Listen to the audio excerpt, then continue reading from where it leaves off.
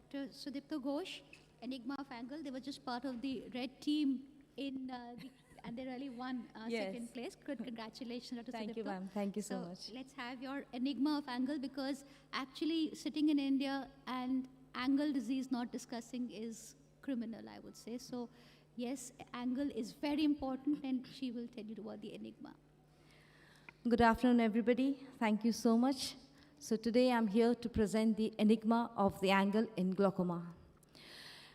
Coming to the history, Alexiotantrus first used the word gonioscopy for the Greek origins on gonio meaning angle and scopion meaning to observe.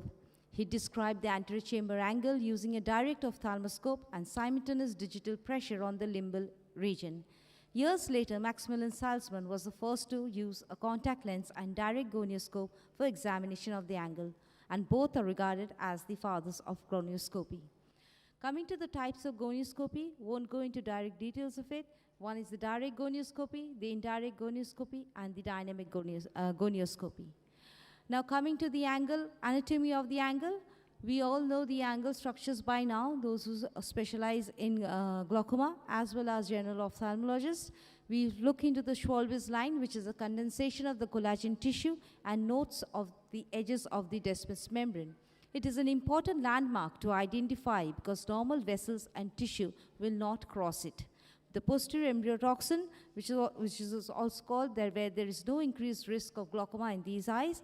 A sample in the line is defined as an abundance of the pigment in the Schwalbe's line, and an important technique in identifying the Schwalbe's line is the corneal light wedge, which allows the observer to detect and determine the exact junction of the cornea and the trabecular meshwork.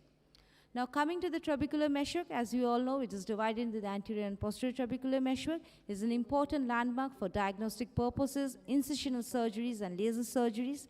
The amount of pigmentation may vary from person to person and even from quadrant to quadrant as noted above, and the amount of pigmentation should be included in the grading of an angle. Coming to the Schrem's canal, the Schrem's canal drains the aqueous humor after passing through the trabecular meshwork. It is only visible when there is blood in the canal. It is an important structure as many surgical procedures target this area, especially many of the new MIGS devices. Scleral spur is made up of the ridge of collagen tissues. It is noted as a white color during gonioscopy. Identifying this structure helps to differentiate between the open angles from the closed angles. It is possible for the scleral spur to be covered by small, sharp-edged iris processes that reach up to the trabecular meshwork. They do not cross the trabecular meshwork and have no pathologic consequences. Next, coming to the ciliary muscle band, the anterior ciliary body band can be seen in the eyes with deeper angles. It represents the longitudinal fibers of the ciliary muscle and is a site of non-conventional or suprachoroidal outflow, and is also a landmark for new surgical procedures. The iris root in the iris, the insertion of the iris is an important part of the classification of the angle anatomy. The configuration of the peripheral iris is also important to note when studying the angle structures, and the pathology that exists in this part of the angle should be noted. Now coming to the findings, we can either see pigments in various pigmentary dispersion syndrome, in exfoliation syndrome, peripheral antisynecia, hyphema, exfoliative material, wide ciliary band, blood vessels, and iris process are few of the findings which we can pick up on gonioscopy and study the angle properly. Now coming to the few photographs of the gonioscopy that is there, as you can see, these are features of the angle structures where none of the structures are seen. The iris is completely rooted with the angle and we don't see any of the angle structures, so this can be termed as angle closure.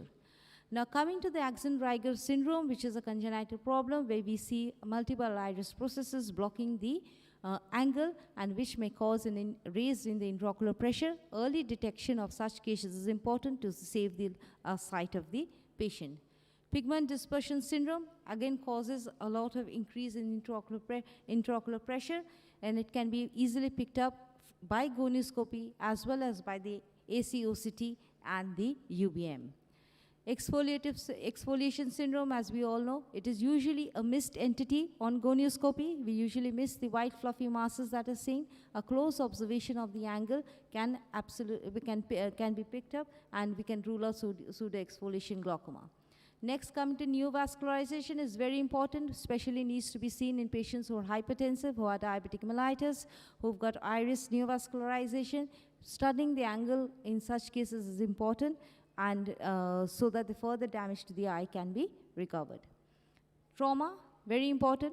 If we don't know how a normal angle looks like, it is very difficult to pick up an angle recession glaucoma, where we see there is a tear in the ciliary body band and the angle widens.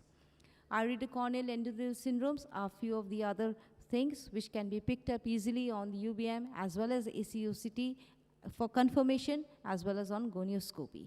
Angle tumors is also very important. Usually as a missed entity, we usually don't look for it, but in certain cases, if we have a closer look, we might pick up angle tumors. So no object is mysterious, the mystery is in your eye. And big journeys begin with very small steps, that is gonioscopy on your clinical examination, and we should never underestimate the big importance of small things like the angle structures. Hence, my eyes are the favorite part of me, not for how they look, but for how they see. Thank you very much for your patient listening. Thank you. Thank you, Dr. Shweta, for covering that topic. Any questions from the audience? From the audience who is there, how many of you ensure that your patients get gonioscopy at least the first time and then subsequently every 2 years? All right.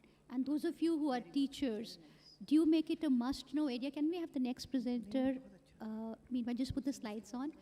How many of you ensure that the residents or the fellows whom you train would be expert at gonioscopy when they leave your institutions? Okay. So, I always give this example. You're sitting on chairs. A chair has how many legs? 4? 4. What are the 4 legs of the gonioscopy diagnosis? Pressures, disc, visual fields, and gonioscopy. One of the legs goes, the chair topples. So gonioscopy, especially in India, everywhere, but especially in India, if you don't do gonioscopy, it's actually the glaucoma wagon will topple. So all patients, in fact, now what we will do in the World Glaucoma Days, what we did was we made sure that the patients were told that this small machine which will touch your eye, ensure that wherever you are or whoever has glaucoma, कि this test, ये test आपका हुआ था और अगर नहीं हुआ था तो डॉक्टर को बोलो ये करना है. So that public awareness of gonioscopy, so that's an enigma, because most people don't do it because they think it's an enigma, it's difficult. It's a very, it just takes around 10, 20, 30 gonioscopies before you get the hang of it. Yes. And it's it's a very exquisite test. It's an exquisite test. So I don't think we should really... Actually, looking at the angle is an art. So no other machine matches it. Yes, No machine until unless matches you it. see it properly, you Yeah. won't be able to find the details. Right.